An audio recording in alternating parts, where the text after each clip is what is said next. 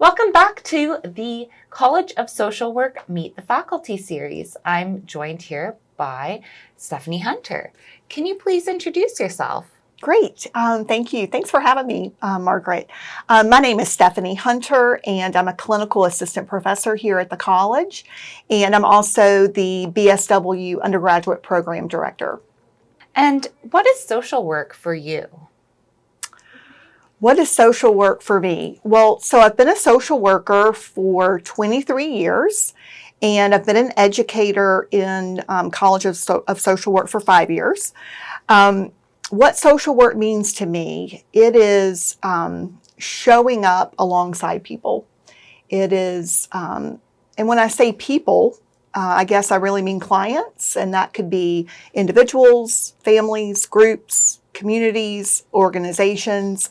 And so social work for me is walking alongside clients and helping clients to discover their own strengths and discover how they can navigate challenges. So it's showing up with people. That's what it is for me. What drew you to social work rather than other professions? There are so many helping professions that I respect and admire. But what really draws me to social work as a helping profession is the holistic nature of our profession. And when I say holistic, it is strengths-based. So it's looking at what's working for clients and building on what's working. It's holistic in that we understand as social workers that there are a lot of systems and forces that impact individuals' behavior, and it impacts the way we function in the world. And so what drew me to social work is how social work embraces that holistic model where we're not just looking at a problem or a deficit, but we're looking at strengths. We're looking at all of the things that might be impacting a person or a client system.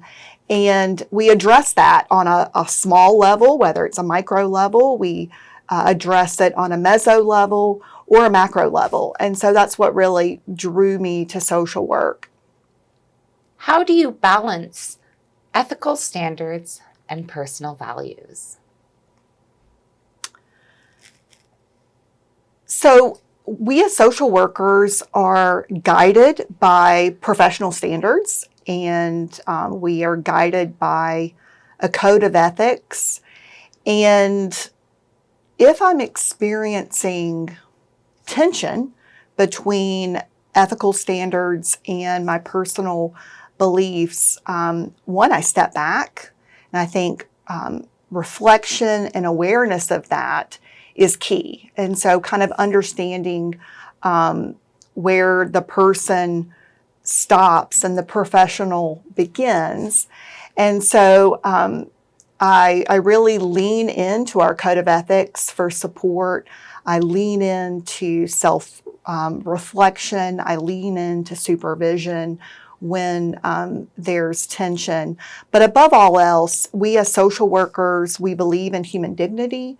We believe in client autonomy, and I really lean into those principles when I'm kind of maybe wrestling with some sort of ethical tension. So you brought this up a little bit, but what is your perspective on supervision? Supervision, it is such an asset to the supervisor and the supervisee. We never stop learning as social workers. And I believe firmly that when we go into encounters with clients, it's like we haven't fully arrived because we're there to learn. Our clients are the experts of their experiences, and we learn from that. And so we often are encountered with new situations.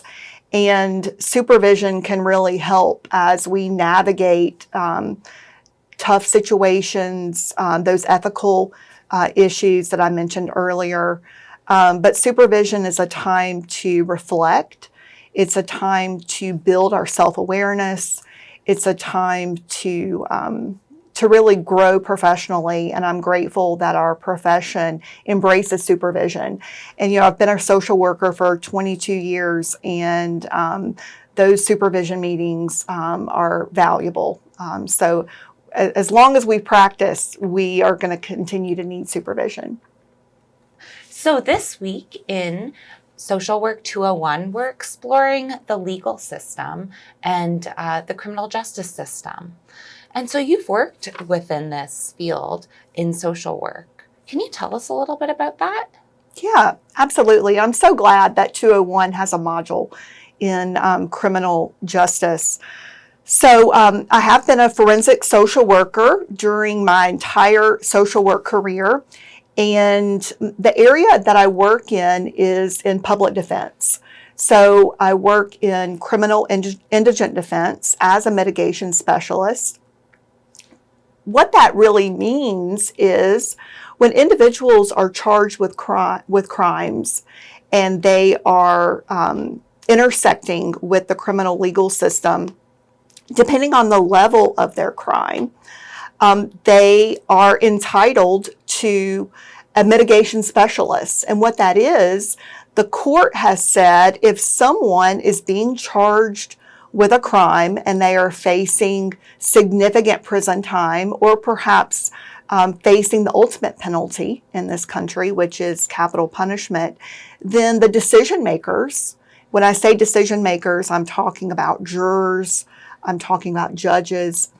The law says that these decision makers should understand the social history of these individuals. And so my role as a mitigation specialist is to investigate and to learn about these individuals and their lives. So what was it that perhaps brought them to a place where they now are facing a criminal charge? So a mitigation investigation means investigating a person's background, their family history, their academic history, their health history, their mental health history. So all of the facets that make us who we are, these facets are investigated and then are presented to decision makers so that they can understand the totality of the person who's been charged with a crime.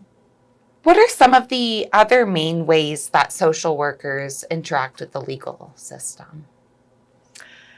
So social workers are working in the court systems quite a bit. So when we think about forensic social work, we need to remember that there are criminal contexts, so the criminal legal system, the one that I work in, but there's also a civil legal system. So when we talk about the civil legal system, this is where social workers are working in perhaps child welfare. It could be parental rights. It could be adoption. It could be immigration court. So there's a number of areas in civil court where social workers are operating. Of course, in the criminal context, working in public defense, as I'd mentioned earlier, as a mitigation specialist, where we're understanding the background histories of people who are charged with crimes. So there are a lot of avenues for folks who are interested in the legal system. How does the concept of advocacy come up in your work in forensic social work? So advocacy as a mitigation specialist takes many forms. Of course, advocacy takes the shape of client advocacy, where I am investigating the life history of my client and then offering that history to decision makers. Of course, helping individuals understand the nuances of what impacts behavior. And so it's a micro advocacy in that sense. But in many ways, educating members of jurors or educating people who work in the court system about my clients' lives, it's also a larger advocacy. It's helping people understand the complexities of people's lives and what impacts their behavior. So advocacy can take many shapes as a mitigation specialist. At the same time, working in criminal defense or public defense, advocacy also takes the shape of larger reform with respect to resources for under-resourced public defense offices. So there are a number of ways that we seek to advocate for public defense. What advice would you offer to students who might be interested in exploring social work roles connected to the legal system? I would say, first of all, welcome. There is a need for forensic social workers, and we need individuals to work in so many spaces. I mentioned public defense, but we also need social workers who work in solicitor offices, working with victims and survivors. And so I want to bring that up because I didn't mention that earlier. But what I would tell someone who's interested in forensics is that it is one, it is needed. Two, it also is such an opportunity for us as social workers to bring humanity into spaces that are very adversarial. And so I would also tell social workers to call me so that we can have some conversation about what area they're interested in. It's interesting because when I talk about forensic social work, oftentimes folks who are not familiar with it, they might have kind of one idea in their mind about what it is. And so when they hear, oh, it's family court, it is public defense, it's immigration court, it's perhaps mandated reporting, students particularly are like, oh, wow, we didn't realize it was all those things. And so I always welcome the opportunity to talk about this. It seems like it could be quite heavy to do this kind of work. So for the last question I have for you is, what do you do for self-care? How do you take care of yourself? Self-care. So that is something that is a part of the work, right?